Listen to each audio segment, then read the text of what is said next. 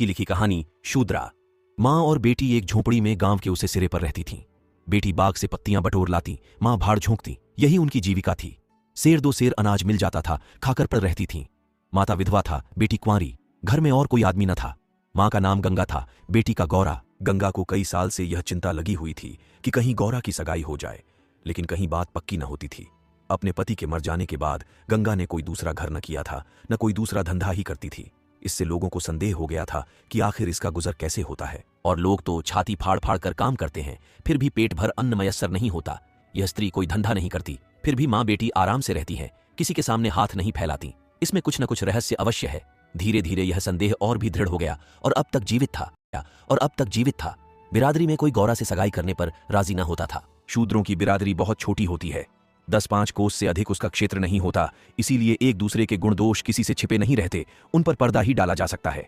इस भ्रांति को शांत करने के लिए माँ ने बेटी के साथ कई तीर्थ यात्राएं की। उड़ीसा तक हो आई, लेकिन संदेह न मिटा। गौरा युवती थी, सुंदरी थी, पर उसे किसी ने कुएं पर या खेतों में हंसते बोलते नहीं देखा। उसकी निगाह कभी ऊपर उठती ही न थी। लेकिन ये बातें भी संदेह को और पुष्ट करती थीं। अवश्य कोई रहस्य है, कोई युवती इतनी सती नहीं हो सकती। कुछ गुपचुप की बात अवश्य है। यूं ही दिन गुजरते जाते थे। बुढ़िया दिनों दिन चिंता से घुल रही थी। उधर सुंदरी की मुख छवि दिनों दिन निहरती जाती थी, कली खिलकर फूल हो रही थी। एक दिन एक परदेशी गांव से होकर निकला, 10-12 कोस से आ रहा था। नौकरी की खोज में कलकत्ता जा रहा था। रात हो गई। किसी कहार का घर पूछता हुआ गंगा के घर आया। गंगा ने उसका खूब आदर सत्कार किया। उसके लिए गेहूं का आटा लाई, घर से बर्तन निकाल कर दिए। कहार ने पकाया, खाया, लेटा, बातें होने लगीं। सगाई की चर्चा छिड़ गई। कहार जवान था, गौरा पर निगाह पड़ी, उसका रंग ढंग देखा, उसकी सजल छवि आंखों में खूब गई। सगाई करने पर राजी हो गया, लौटकर घर चला गया। 2-4 गहने अपनी बहन के यहां से लाया। गांव के बजाज ने कपड़े उधार दे दिए। 2-4 भाई बंदों के साथ सगाई करने आ पहुंचा। सगाई हो गई, यही रहने लगा। गंगा बेटी और दामाद को आंखों से दूर न कर सकती थी, परंतु 10 ही 5 दिनों में मंगरू के कानों में इधर उधर की बातें पड़ने लगीं। सिर्फ बिरादरी ही के नहीं, अन्य जाति वाले भी उनके कान भरने लगे। ये बातें सुन सुनकर मंगरू पछताता था कि नाहक यहां फंसा, पर गौरा को छोड़ने का ख्याल कर उसका दिल कांप उठता था। 1 महीने के बाद मंगरू अपनी बहन के गहने लौटाने गया। खाने के समय उसका बहनोई उसके साथ भोजन करने न बैठा। मंगरू को कुछ संदेह हुआ, बहनोई से बोला, तुम क्यों नहीं आते? बहनोई ने कहा, तुम खा लो, मैं फिर खा लूंगा। मंगरू, बात क्या है, तू खाने क्यों नहीं उठते? बहनोई, जब तक पंचायत न होगी मैं तुम्हारे साथ कैसे खा सकता हूं? तुम्हारे लिए बिरादरी भी नहीं छोड़ दूंगा। किसी से पूछा न गाछा, जाकर एक हरजाई से सगाई कर ली। मंगरू चौके पर उठाया, मिर्जई पहनी और ससुराल चला आया। बहन खड़ी रोती रह गई। उसी रात को वह किसी से कुछ कहे सुने बगैर गौरा को छोड़कर कहीं चला गया। गौरा नींद में मग्न थी। उसे क्या खबर थी कि वह रत्न जो मैंने इतनी तपस्या के बाद पाया है, मुझे सदा के लिए छोड़े चला जा रहा है। कई साल बीत गए, मंगरू का कुछ पता न चला, कोई पत्र तक न आया। पर गौरा बहुत प्रसन्न थी। वह मांग में सेंदूर डालती, रंग बिरंग के कपड़े पहनती और अधरों पर मिस्सी के धड़े जमाती। मंगरू भजनों की एक पुरानी किताब छोड़ गया था, उसे कभी कभी पढ़ती और गाती। मंगरू ने उसे हिंदी सिखा दी थी। टटोल टटोल कर भजन पढ़ लेती थी। पहले वह अकेली बैठली रहती। गांव की ओर स्त्रियों के साथ बोलते चालते उसे शर्म आती थी। उसके पास वह वस्तु न थी जिस पर दूसरी स्त्रियां गर्व करती थीं। सभी अपने अपने पति की चर्चा करती। गौरा के पति कहाँ था, वह किसकी बातें करती? अब उसके भी पति था। अब वह अन्य स्त्रियों के साथ इस विषय पर बातचीत करने की अधिकारिणी थी। वह भी मंगरू की चर्चा करती। मंगरू कितना स्नेहशील है, कितना सज्जन, कितना वीर। पति चर्चा से उसे कभी तृप्ति ही न होती थी। स्त्रियां, मंगरू तुम्हें छोड़कर क्यों चले गए? गौरी कहती, क्या करते, मर्द कभी ससुराल में पड़ा रहता है। देश परदेश में निकलकर 4 पैसे कमाना ही तो मर्दों का काम है, नहीं तो मान मर्यादा का निर्वाह कैसे हो? जब कोई पूछता चिट्ठ पत्री क्यों नहीं भेजते, तो हंसकर कहती, अपना पता ठिकाना बताने में डरते हैं, जानते हैं ना, गौरा आकर सिर पर सवार हो जाएगी। सच कहती हूं, उनका पता ठिकाना मालूम हो जाए तो यहां मुझसे एक दिन भी न रहा जाए। वह बहुत अच्छा करते हैं कि मेरे पास चिट्ठी पत्री नहीं भेजते। बेचारे परदेश में कहां घर गृहस्थी संभालते फिरेंगे। एक दिन किसी सहेली ने कहा, हम न मानेंगे, तुझसे जरूर मंगरू से झगड़ा हो गया है, नहीं तो बिना कुछ कहे सुने क्यों चले जाते? गौरा ने हंसकर कहा, बहन, अपने देवता से भी कोई झगड़ा करता है? वह मेरे मालिक हैं, भला मैं उनसे झगड़ा करूंगी? जिस दिन झगड़े की नौबत आएगी कहीं डूब मरूंगी। मुझसे कहकर जाने पाते, मैं उनके पैरों से लिपट न जाती। एक दिन कलकत्ता से एक आदमी आकर गंगा के घर ठहरा। पास ही के किसी गांव में अपना घर बताया। कलकत्ता में वह मंगरू के पड़ोस ही में रहता था। मंगरू ने उससे गौरा को अपने साथ लाने को कहा था। 2 साड़ियां और राह खर्च के लिए रुपये भी भेजे थे। गौरा फूली न समाई, बूढ़े ब्राह्मण के साथ चलने को तैयार हो गई। चलते वक्त वह गांव की सब औरतों से गले मिली। गंगा उसे स्टेशन तक पहुंचाने गई।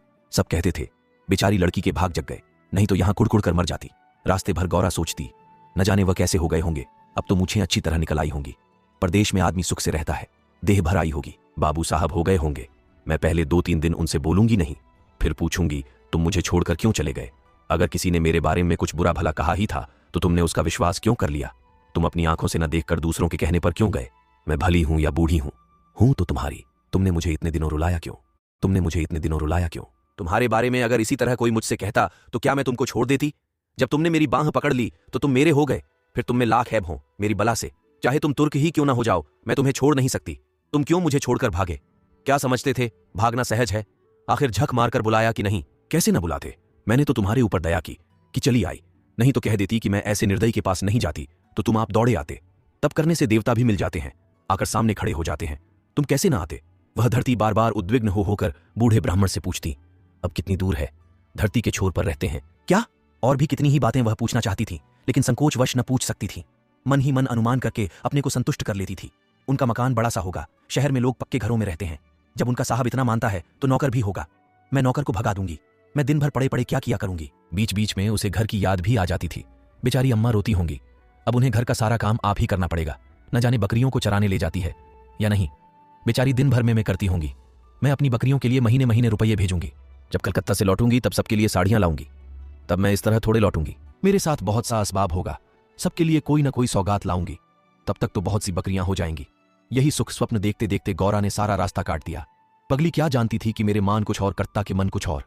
क्या जानती थी कि बूढ़े ब्राह्मणों के भेष में पिशाच होते हैं। मन की मिठाई खाने में मग्न थी। तीसरे दिन गाड़ी कलकत्ता पहुंची। गौरा की छाती धड़ धड़ करने लगी। वह यहीं कहीं खड़े होंगे, अब आते ही होंगे। ये सोचकर उसने घूंघट निकाल लिया और संभल बैठी।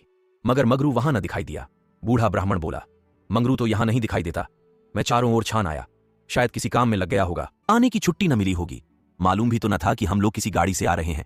उनकी राह क्यों देखें? चलो डेरे पर चलें। दोनों गाड़ी पर बैठकर चले। गौरा कभी तांगे पर सवार न हुई थी।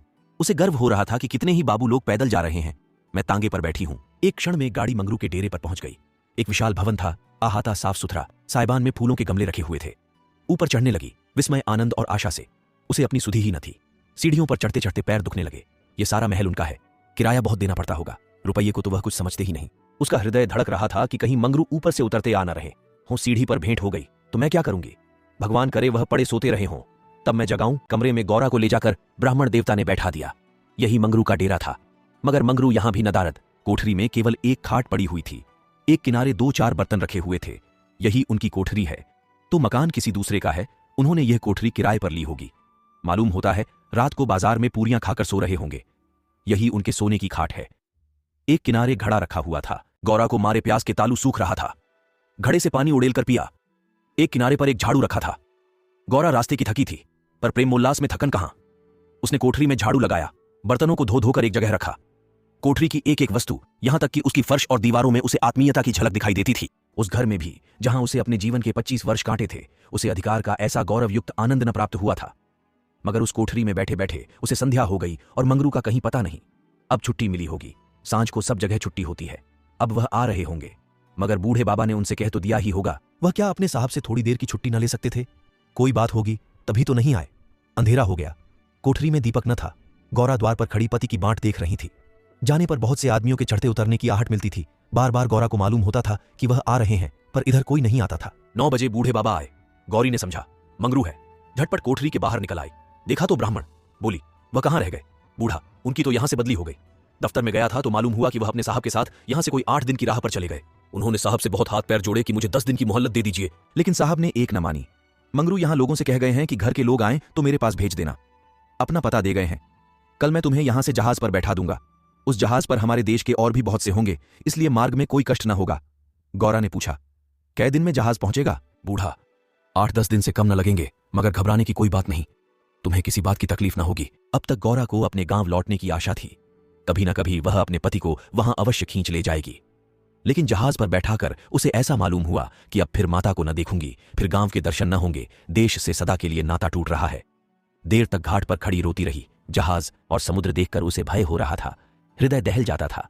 शाम को जहाज खुला। उस समय गौरा का हृदय एक अक्षय भय से चंचल हो उठा। थोड़ी देर के लिए नैराश्य ने उस पर अपना आतंक जमा लिया। न जाने किस देश जा रही हूं, उनसे भेंट भी होगी या नहीं, उन्हें कहां खोजती फिरूंगी, कोई पता ठिकाना भी तो नहीं मालूम। बार बार पछताती थी कि एक दिन पहले क्यों न चली आई। कलकत्ता में भेंट हो जाती तो मैं उन्हें वहां कभी न जाने देती। जहाज पर और कितने ही मुसाफिर थे, कुछ स्त्रियां भी थीं। उनमें बराबर गाली गलौज होती रहती थी, इसलिए गौरा को उनसे बातें करने की इच्छा न होती थी। केवल एक स्त्री उदास दिखाई देती थी। गौरा ने उससे पूछा, तुम कहाँ जाती हो बहन? उस स्त्री की बड़ी बड़ी आंखें सजल हो गईं। बोली, कहाँ बताऊं बहन, कहाँ जा रही हूं? जहां भाग्य लिए जाता है वहीं जा रही हूं। तुम कहाँ जाती हो? गौरा, मैं तो अपने मालिक के पास जा रही हूं, जहां यह जहाज रुकेगा। वह वहीं नौकर हैं। मैं कल आ जाती तो उनसे कलकत्ता में ही भेंट हो जाती। आने में देर हो गई। क्या जानती थी कि वह इतनी दूर चले जाएंगे? नहीं तो क्यों देर करती? स्त्री, अरे बहन, कहीं तुम्हें भी तो कोई बहकाकर नहीं लाया है? तुम घर से किसके साथ आई हो? गौरा, मेरे आदमी ने कलकत्ता से आदमी भेजकर मुझे बुलाया था। स्त्री, वह आदमी तुम्हारा जान पहचान का था? गौरा, नहीं, उस तरफ का एक बूढ़ा ब्राह्मण था। स्त्री, वही लंबा सा दुबला पतला लकलक बूढ़ा जिसकी एक ओंख में फूली पड़ी हुई है। गौरा, हाँ हाँ वही। क्या तुम उसे जानती हो? स्त्री, उसी दुष्ट ने तो मेरा भी सर्वनाश किया। ईश्वर करे उसकी सातों पुश्तें नरक भोगें, उसका निर्वश हो जाए, कोई पानी देने वाला भी न रहे, कोढ़ी होकर मरे। मैं अपना वृतांत सुनाऊं तो तुम समझेगी कि झूठ है, किसी को विश्वास न आएगा। क्या कहूं, बस सही समझ लो कि इसके कारण मैं न घर की रह गई न घाट की, किसी को मुंह नहीं दिखा सकती। मगर जान तो बड़ी प्यार होती है। मिर्च के देश जा रही हूं कि वहीं मेहनत मजदूरी करके जीवन के दिन काटूं।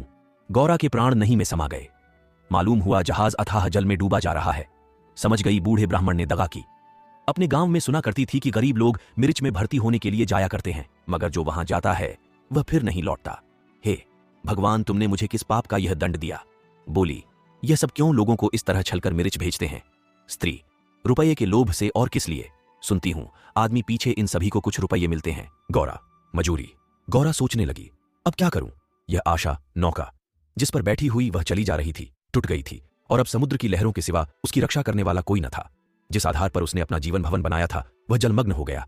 अब उसके लिए जल के सिवा और कहां आश्रय है? उसकी अपनी माता की, अपने घर की, अपने गांव की, सहेलियों की याद आती और ऐसी घोर मर्म वेदना होने लगी मानो कोई सर्प अंतस्थल में बैठा हुआ बार बार दस रहा हो।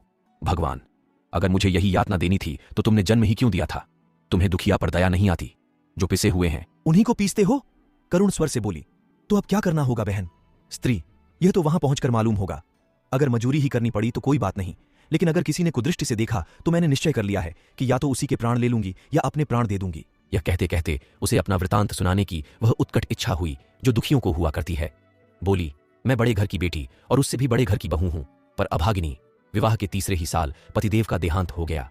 चित्त की कुछ ऐसी दशा हो गई कि नित्य मालूम होता कि वह मुझे बुला रहे हैं। पहले तो ओ झपकते ही उनकी मूर्ति सामने आ जाती थी, लेकिन फिर तो यह दशा हो गई कि जागृत दशा में भी रह रहकर उनके दर्शन होने लगे। बस यही जान पड़ता था कि वह साक्षात खड़े बुला रहे हैं। किसी से शर्म के मारे कहती न थी, पर मन में यह शंका होती थी कि जब उनका देहावसान हो गया है तो वह मुझे दिखाई कैसे देते हैं? मैं इसे भ्रांति समझकर चित्त को शांत न कर सकती। मन कहता था, जो वस्तु प्रत्यक्ष दिखाई देती है वह मिल क्यों नहीं सकती? केवल वह ज्ञान चाहिए। साधु महात्माओं को सिवा ज्ञान और कौन दे सकता है?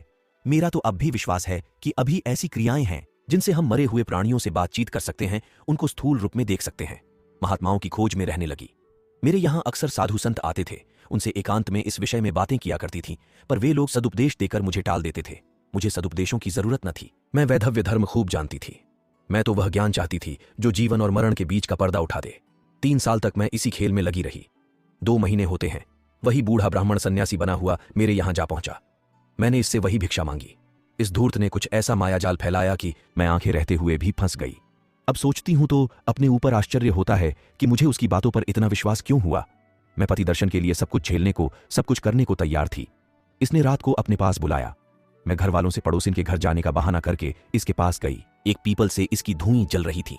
उस विमल चांदनी में यह जटाधारी ज्ञान और योग का देवता सा मालूम होता था। मैं आकर धुएं के पास खड़ी हो गई। उस समय यदि बाबा जी मुझे आग में कूद पड़ने की आज्ञा देते तो मैं तुरंत कूद पड़ती।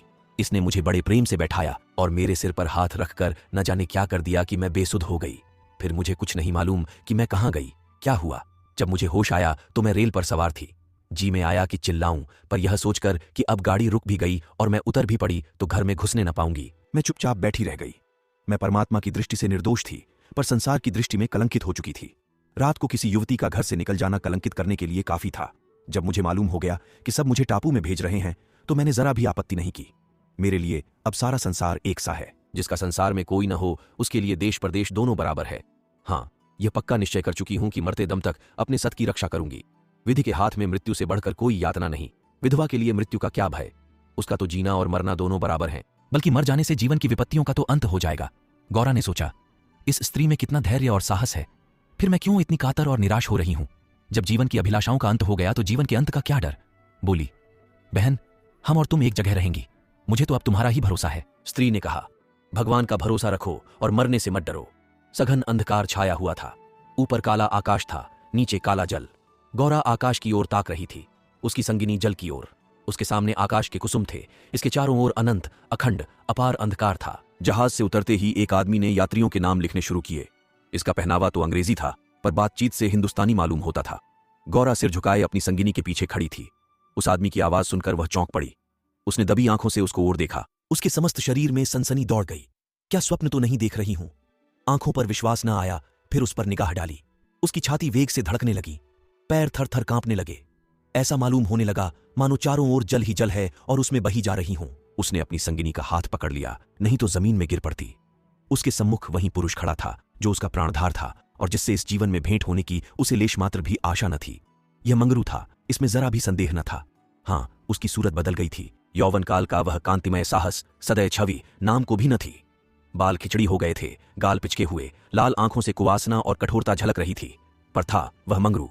गौरा के जी में प्रबल इच्छा हुई कि स्वामी के पैरों से लिपट जाऊं। चिल्लाने का जी चाहा, पर संकोच ने मन को रोका। बूढ़े ब्राह्मण ने बहुत ठीक कहा था। स्वामी ने अवश्य मुझे बुलाया था और आने से पहले यहां चले आए। उसने अपनी संगिनी के कान में कहा, बहन, तुम उस ब्राह्मण को व्यर्थ ही बुरा कह रही थीं। यही तो वह हैं जो यात्रियों के नाम लिख रहे हैं। स्त्री, सच खूब पहचानी हो। गौरा, बहन, क्या इसमें भी हो सकता है? स्त्री, तब तो तुम्हारे भाग्य जग गए। मेरी भी सुधि लेना।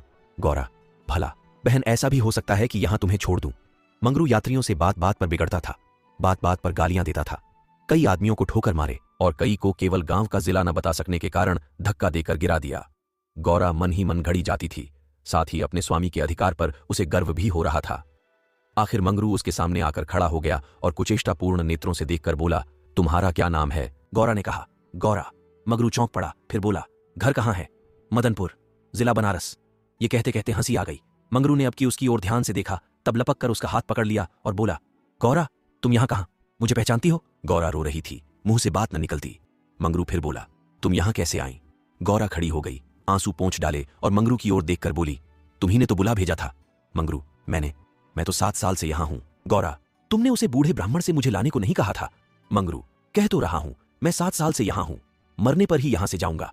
भला तुम्हें क्यों बुलाता? गौरा को मंगरू से इस निष्ठुरता का आशा न थी। उसने सोचा, अगर यह सत्य भी हो कि इन्होंने मुझे नहीं बुलाया, तो भी इन्हें मेरा यूं अपमान न करना चाहिए था। क्या वह समझते हैं कि मैं इनकी रोटियों पर आई हूं? ये तो इतने ओछे स्वभाव के न थे। शायद दर्जा पाकर इन्हें मद हो गया है। नारी सुलभ अभिमान से गर्दन उठाकर उसने कहा, तुम्हारी इच्छा हो तो अब यहां से लौट जाऊं, तुम्हारे ऊपर भार बनना नहीं चाहती। मंगरू कुछ लज्जित होकर बोला, अब तुम यहां से लौट नहीं सकती गौरा। यहां आकर बिरला ही कोई लौटता है। यह कहकर वह कुछ देर चिंता में मग्न खड़ा रहा, मानो संकट में पड़ा हुआ हो कि क्या करना चाहिए। उसकी कठोर मुखाकृति पर दीनता का रंग झलक पड़ा। तब कातर स्वर से बोला, जब आ ही गई हो तो रहो, जैसी कुछ पड़ेगी देखी जाएगी।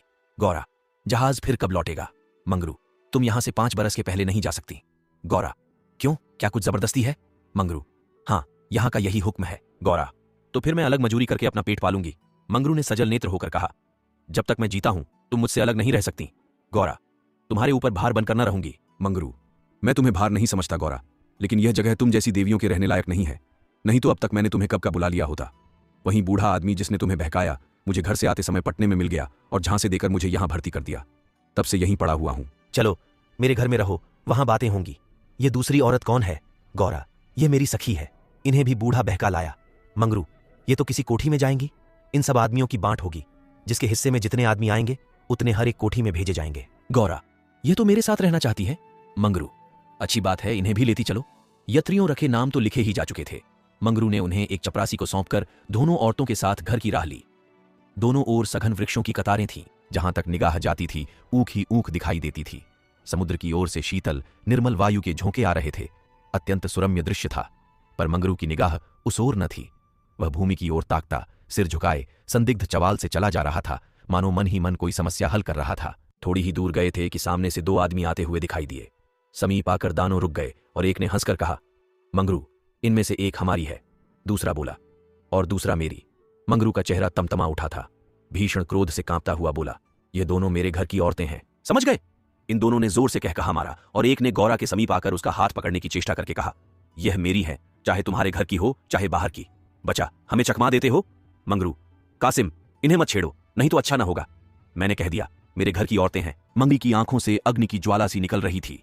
वह दानों के उसके मुख का भाव देखकर कुछ सहम गए और समझ लेने की धमकी देकर आगे बढ़े, किंतु मंगरू के अधिकार क्षेत्र से बाहर पहुंचते ही एक ने पीछे से ललकार कर कहा, देखें कहां लेके जाते हो। मंगरू ने उधर ध्यान नहीं दिया, जरा कदम बढ़ाकर चलने लगा, जैसे संध्या के एकांत में हम कब्रिस्तान के पास से गुजरते हैं।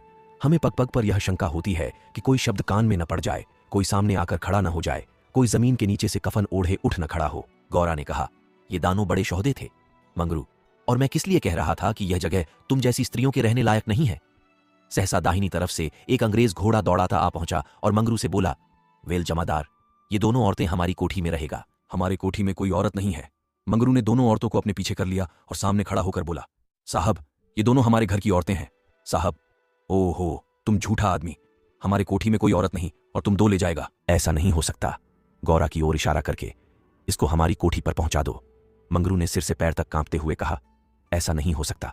मगर साहब आगे बढ़ गया था, उसके कान में बात न पहुंची। उसने हुक्म दे दिया था और उसकी तामील करना जमादार का काम था। शेष मार्ग निर्विघ्न समाप्त हुआ। आगे मजूरों के रहने के मिट्टी के घर थे। द्वारों पर स्त्री पुरुष जहां तहां बैठे हुए थे। सभी इन दोनों स्त्रियों की ओर घूरते थे और आपस में इशारे करते हंसते थे। गौरा ने देखा, उनमें छोटे बड़े का लिहाज नहीं है, न किसी की आंखों में शर्म है। एक भदैसले और ने हाथ पर चिलम पीते हुए अपनी पड़ोसिन से कहा, 4 दिन की चांदनी फिर अंधेरी पांख। दूसरी अपनी छोटी गूंथती हुई बोली, कलोर है ना। मंगरू दिन भर द्वार पर बैठा रहा, मानो कोई किसान अपने मटर के खेत की रखवाली कर रहा हो। कोठरी में दोनों स्त्रियां बैठी अपने नसीबों को रही थीं। इतनी देर में दोनों को यहां की दशा का परिचय कराया गया था। दोनों भूखी प्यासी बैठी थीं। यहां का रंग देखकर भूख प्यास सब भाग गई थी। रात के 10 बजे होंगे कि एक सिपाही ने आकर मंगरू से कहा, चलो तुम्हें झंड साहब बुला रहे हैं। मंगरू ने बैठे बैठे कहा, देखो नब्बी, तुम भी हमारे देश के आदमी हो, कोई मौका पड़े तो हमारी मदद करोगे ना।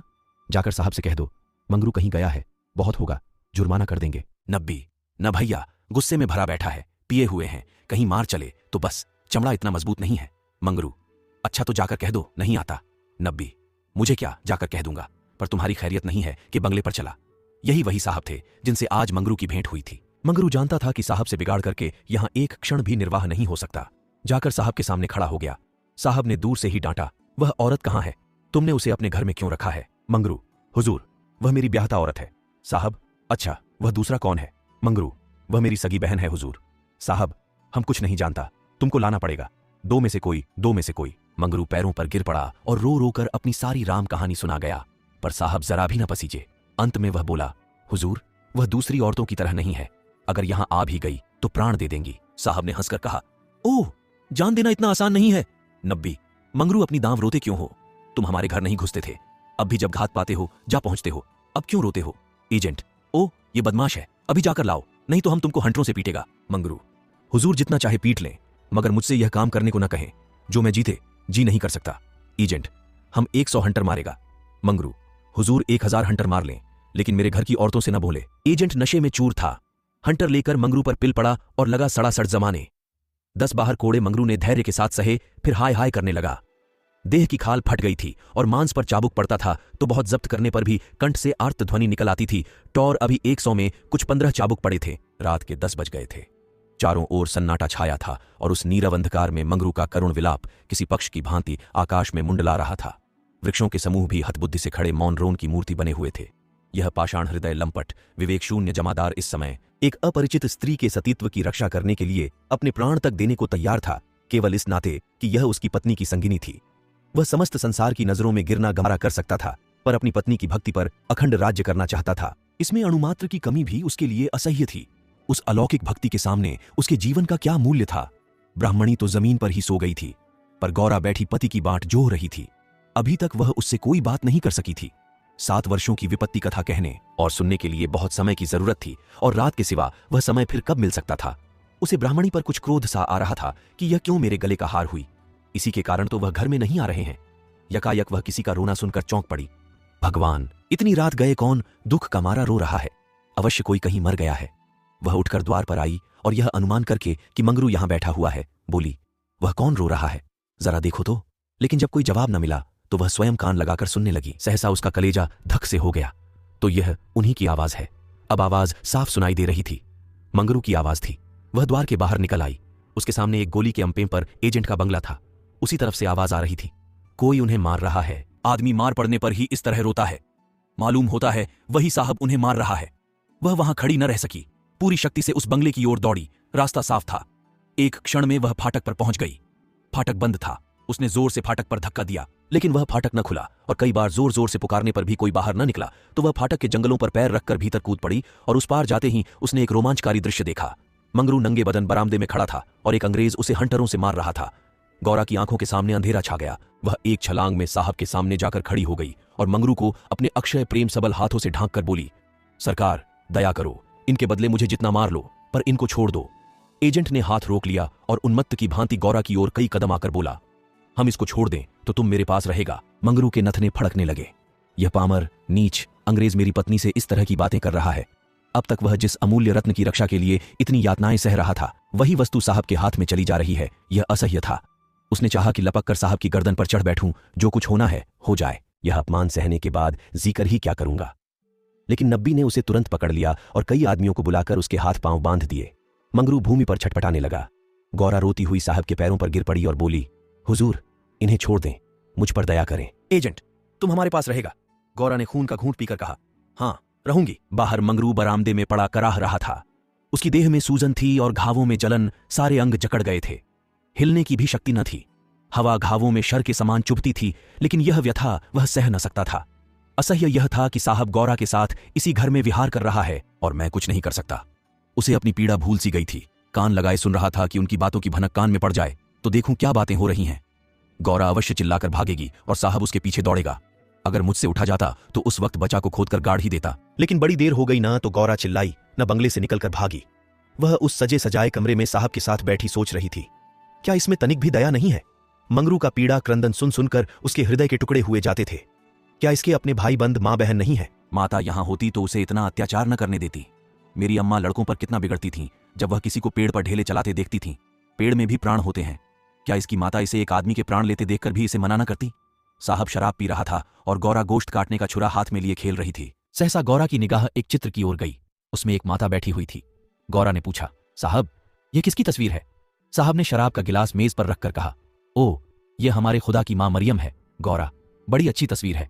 क्यों साहब, तुम्हारी मां जीती है ना? साहब वह मर गया। जब हम यहां आया तो वह बीमार हो गया। हम उसको देख भी नहीं सका। साहब के मुखमंडल पर करुणा की झलक दिखाई दी। गौरा बोली, तब तो उन्हें बड़ा दुख हुआ होगा। तुम्हें अपनी माता का प्यार नहीं था। वह रो रोकर मर गई और तुम देखने भी नहीं गए। तभी तुम्हारा दिल कड़ा है। तभी तुम्हारा दिल कड़ा है। साहब नहीं नहीं, हम अपनी माता को बहुत चाहता था। वैसी औरत दुनिया में न होगी। हमारा बाप हमको बहुत छोटा सा छोड़कर मर गया था। माथे ने कोयले की खान में मजूरी करके हमको पाला। गौरा, तब तो वह देवी थी। इतनी गरीबी का दुख सहकर भी तुम्हें दूसरे पर तरस नहीं आता। क्या वह दया की देवी तुम्हारी बेदर्दी देखकर दुखी ना होती होंगी? उनकी कोई तस्वीर तुम्हारे पास है? साहब, ओ हमारे पास उनके कई फोटो हैं। देखो वह उन्हीं की तस्वीर है, वह दीवाल पर। गौरा ने समीप जाकर तस्वीर देखी और करुण स्वर में बोली, सचमुच देवी थीं। जान पड़ता है दया की देवी हैं। वह तुम्हें कभी मारती थीं कि नहीं? मैं तो जानती हूं वह कभी किसी पर न बिगड़ती होंगी। बिल्कुल दया की मूर्ति है। साहब, ओ मामा हमको कभी नहीं मारता था। वह बहुत गरीब था पर अपने कमाई में कुछ न कुछ जरूर खैरात करता था। किसी बेबाप के बाग को देखकर उसकी आंखों में आंसू भर आता था। वह बहुत ही दयावान था। गौरा ने तिरस्कार के स्वर में कहा, और उसी देवी के पुत्र होकर तुम इतने निर्दयी हो। क्या वह होती तो तुम्हें किसी को इस तरह हथियारों की भांति मारने देती? वह सरग में रो रही होंगी। सरग नरक तो तुम्हारे यहां भी होगा। ऐसी देवी के पुत्र कैसे हो गए? गौरा को यह बातें कहते हुए जरा भी भय न होता था। उसने अपने मन में एक दृढ़ संकल्प कर लिया था और अब उसे किसी प्रकार का भय न था। जान से हाथ धो लेने का निश्चय कर लेने के बाद भय की छाया भी नहीं रह जाती। किंतु वह हृदय शून्य अंग्रेज इन तिरस्कारों पर आग हो जाने के बदले और भी नम्र होता जाता था। गौरा मानवीय भावों से कितनी ही अनभिज्ञ हो, पर इतना जानती थी कि अपनी जननी के लिए प्रत्येक हृदय में, चाहे वह साधु का हो या कसाई का, आदर और प्रेम का एक कोना सुरक्षित रहता है। ऐसा भी कोई अभागा प्राणी है जिसे मातृ स्नेह की स्मृति थोड़ी देर के लिए रुला न देती हो, उसके हृदय के कोमल भाव को जगा न देती हो। साहब की आंखें डबडबा गई थीं। सिर झुकाए बैठा रहा। गौरा ने फिर उसी ध्वनि में कहा, तुमने उनकी सारी तपस्या धूल में मिला दी। जिस देवी ने मर मर कर तुम्हारा पालन किया, उसी को मरने के पीछे इतना कष्ट दे रहे हो। क्या इसीलिए माता अपने पुत्र को अपना रक्त पिला पिला कर पालती है? अगर वह बोल सकती तो क्या चुप बैठी रहती? तुम्हारे हाथ पकड़ सकती तो न पकड़ती? मैं तो समझती हूं वह जीती होती तो इस वक्त विष खाकर मर जाती। साहब अब जब्त न कर सके। नशे में क्रोध की भांति ग्लानि का वेग सहज ही में उठाता है। दोनों हाथों से मुंह छिपाकर साहब ने रोना शुरू किया और इतना रोया कि हिचकी बंध गई। माता के चित्र के सम्मुख जाकर वह कुछ देर तक खड़ा रहा, मानो माता से क्षमा मांग रहा हो। तब आकर आर्द्र कंठ से बोला, हमारे माता को अब कैसे शांति मिलेगा? हाय हाय, हमारे सबब से उसको स्वर्ग में भी सुख नहीं मिला। हम कितना अभागा है। गौरा, अभी जरा देर में तुम्हारा मन बदल जाएगा और फिर तुम दूसरों पर अत्याचार करने लगोगे। साहब, नहीं नहीं, अब हम मामा को कभी दुख नहीं देगा। हम अभी मंगरू को अस्पताल भेजता है। रात ही को मंगरू अस्पताल पहुंचा दिया गया। एजेंट खुद उसको पहुंचाने आया। गौरा भी उसके साथ थी। मंगरू को ज्वर हो आया था, बेहोश पड़ा हुआ था। मंगरू ने 3 दिन आंखें न खोलीं और गौरा तीनों दिन उसके पास बैठी रही। एक क्षण के लिए भी वहां से न हटी। एजेंट भी कई बार हालचाल पूछने आ जाता और हर मर्तबा गौरा से क्षमा मांगता। चौथे दिन मंगरू ने आंखें खोली तो देखा गौरा सामने बैठी हुई है। गौरा उसे आंखें खोलते देखकर पास आ खड़ी हुई और बोली, अब कैसा जी है? मंगरू ने कहा, तुम यहां कब आई? गौरा, मैं तो तुम्हारे साथ ही यहां आई थी, तब से यहीं हूं। मंगरू, साहब के बंगले में क्या जगह नहीं है? गौरा, अगर बंगले की चाह होती तो 7 समुद्र पार तुम्हारे पास क्यों आती? मंगरू, आकर कौन सा सुख दे दिया है? तुम्हें यही करना था तो मुझे मर क्यों न जाने दिया? गौरा ने झुंझलाकर कहा, तुम इस तरह की बातें मुझसे न करो। ऐसी बातों से मेरी देह में आग लग जाती है। मंगरू ने मुंह फेर लिया, मानो उसे गौरा की बात पर विश्वास नहीं आया। दिन भर गौरा मंगरू के पास बेदाना पानी खड़ी रही। गौरा ने कई बार उसे बुलाया लेकिन वह चुप्पी साधे रह गया। यह संदेहयुक्त निरादर कोमल हृदय गौरा के लिए असह्य था। जिस पुरुष को वह देवतुल्य समझती थी, उसके प्रेम से वंचित होकर वह कैसे जीवित रह सकती थी? यही प्रेम उसके जीवन का आधार था। उसे खोकर अब वह अपना सर्वस्व खो चुकी थी। आधी रात से अधिक बीत चुकी थी। मंगरू बेखबर सोया हुआ था। शायद वह कोई स्वप्न देख रहा था। गौरा ने उसके चरणों पर सिर रखा और अस्पताल से निकली। मंगरू ने उसका परित्याग कर दिया था। वह भी उसका परित्याग करने जा रही थी। अस्पताल के पूर्व दिशा में एक फरलांग पर एक छोटी सी नदी बहती थी। गौरा उसके कगार पर खड़ी हो गई। अभी कई दिन पहले वह अपने गांव में आराम से पड़ी हुई थी। उसे क्या मालूम था कि जो वस्तु इतनी मुश्किल से मिल सकती है वह इतनी आसानी से खोई भी जा सकती है। उसे अपनी मां की, अपने घर की, अपनी सहेलियों की, अपनी बकरी के बच्चों की याद आई। वह सब कुछ छोड़कर इसीलिए यहां आई थी। पति के ये शब्द, क्या साहब के बंगले में जगह नहीं है, उसके मर्म स्थान में बाणों के समान चुभे हुए थे। यह सब मेरे ही कारण तो हुआ। मैं न रहूंगी तो वह फिर आराम से रहेंगे। सहसा उसे ब्राह्मणी की याद आ गई। उस दुखिया के दिन यहां कैसे कटेंगे? चलकर साहब से कह दूं कि उसे या तो उसके घर भेज दें या किसी पाठशाला में काम दिला दें। वह लौटना ही चाहती थी कि किसी ने पुकारा, गौरा, गौरा। वह मंगरू का करुण कंपित स्वर था। वह चुपचाप खड़ी हो गई। मंगरू ने फिर पुकारा, गौरा, गौरा, तुम कहां? मैं ईश्वर से कहता हूं कि गौरा ने और कुछ न सुना। वह धम से नदी में कूद पड़ी। बिना अपने जीवन का अंत किए वह स्वामी की विपत्ति का अंत न कर सकती थी। धमाके की आवाज सुनते ही मंगरू भी नदी में कूदा। वह अच्छा तैराक था, मगर कई बार गोते मारने पर भी गौरा का कहीं पता न चला। प्रातःकाल दोनों लाशें साथ साथ नदी में तैर रही थीं। जीवन यात्रा में उन्हें वह चिरसंग कभी न मिला था। स्वर्ग यात्रा में दोनों साथ साथ जा रहे थे।